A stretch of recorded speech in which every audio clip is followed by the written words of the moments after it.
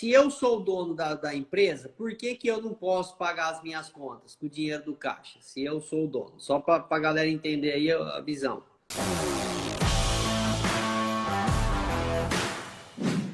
Isso. Vamos lá. Não é que você não possa, você pode, desde que esteja planejado, desde que tenha um limite. Vamos pensar assim, ó, eu tenho sócio, aí eu já atendi sócios, o que um sócio queria tirar de dinheiro, o outro queria tirar igual. Aí a empresa, a vaquinha magrela ali, tinha 2 carrapatos gigantescos sugando o sangue dela. Não dava conta. E assim, a finalidade da empresa, ela não é ela viver por si, mas ela é ajudar a pessoa a ter uma vida mais confortável do que se fosse empregado. Então, no planejamento, a empresa ela precisa gerar um recurso que vale a pena, Certo. que tenha lucro para pagar o dinheiro investido. Vamos dizer que a pessoa investiu R$ 200.000 para começar uma empresa. Se em vez de investir 200 mil na empresa, ela põe isso numa ação de longo prazo, né, ela vai ter o retorno do investimento sem ter risco. Então, a empresa ela precisa pagar este valor acima do que ela teria se investisse em outro lugar. E também precisa gerar uma qualidade de vida para a família. Por isso que eu sempre começo, Bruno, no treinamento, na mentoria, assim, ó, já já a gente fala da sua empresa, vamos falar da sua vida familiar primeiro. Quais são as suas necessidades financeiras? E vamos botar um teto. Sim, vamos planejar e o teto de um e o teto do outro sócio, para que todos saibam, e falando, ó, qual que é a sua função? Porque se você for fazer uma função que, em vez de você desempenhar, você pagar uma pessoa para a empresa ficar mais barato, para PJ vale a pena contratar outra pessoa em vez de contratar você. Tem que ser mais racional aí, pensar que pessoa física é pessoa física, pessoa jurídica é pessoa jurídica. Até para que a empresa ela amadureça, ela passe ali do primeiro ano, que é o principal gargalo, 24% fecha as portas, depois mais 24% até o terceiro ano por falta de planejamento prévio, por gestão ineficiente. Então, isso tudo tem que estar alinhado para que a pessoa saiba quanto que ela vai precisar vender todos os meses para pagar todos os custos, inclusive o prolabore, inclusive a meta de retirada que as pessoas vão levar para casa. Então, o primeiro passo aí seria definir um salário, certo? Para a sua vida, seu pessoal.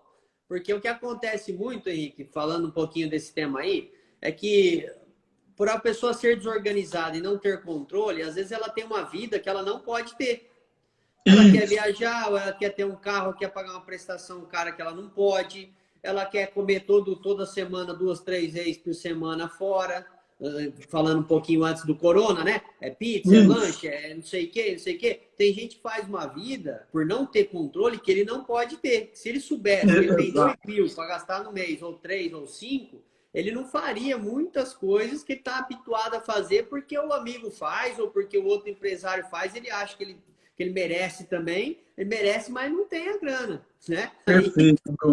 Aí vai entrando em cartão de crédito, aí começa uma bola de neve sem fim. Então, né?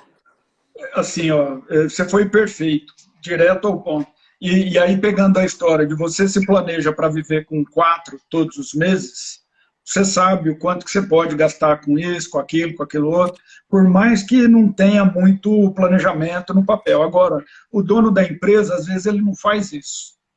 E aí, um mês, ele tem 0, porque entrou pouco dinheiro em caixa. Aí ele deixa as contas atrasadas, entra no cheque especial, paga o cartão atrasado. Quer dizer, tudo isso, no mês seguinte, se entra 10, a diferença ele vai pagar tudo no atrasado que ficou para o banco.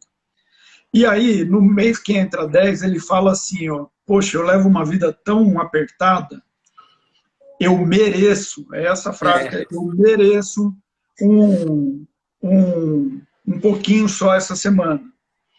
Só que de pouquinho em pouquinho, de mereço em mereço, naquele mês que entrou mais, o que ele faz? Gasta mais também. Gasta mais também. Aí chega o mês seguinte, é um mês que é férias, que tem imposto para pagar, que muda ali, tem, sei lá, São João, ou tem Dia das Crianças, o negócio dele não tem nada a ver com criança, né? Ou tem Dia dos Namorados, e ele o foco do cliente dele não é namorado, porque a hora que tem esses eventos, é bom para um tipo de negócio e não é bom para outro tipo de negócio. Então, a pessoa ela precisa entender como que vai flutuar a entrada e saída de dinheiro. Vou dar um exemplo de um otorrino, médico otorrino, né, que é a parte de nariz, garganta e ouvido. Ora, nessa época do ano que a gente está vivendo agora, que esfria e fica seco, começa a ter um monte de alergia, problemas respiratórios, aí ele vai lá em cima. Aí a hora que chega no momento em que começa a ficar mais quente e úmido, esses problemas diminuem. Então, eu estou falando desse caso, para mim, aqui em Ribeirão Preto, na Camarim Fantasias, o meu Natal é em outubro, porque tem o Halloween. Julho não, julho e janeiro são meses que é bem parado. Então, tem mês ali que às vezes eu não pago fixo o movimento. Quer dizer, eu preciso ter uma reserva, porque esse mês eu vou ter que cobrir as contas. É importante a pessoa saber como que é o seu negócio, como que é esse fluxo de entrada e saída, para ter o dela, o pagamento que ela faz, igual ela faz para todos os funcionários, ela tem no planejamento dela. A limpadora Multisoluções está falando que é difícil esse controle. Justamente, é bem difícil, por isso que a maioria não faz, mas ele é fundamental. Ó.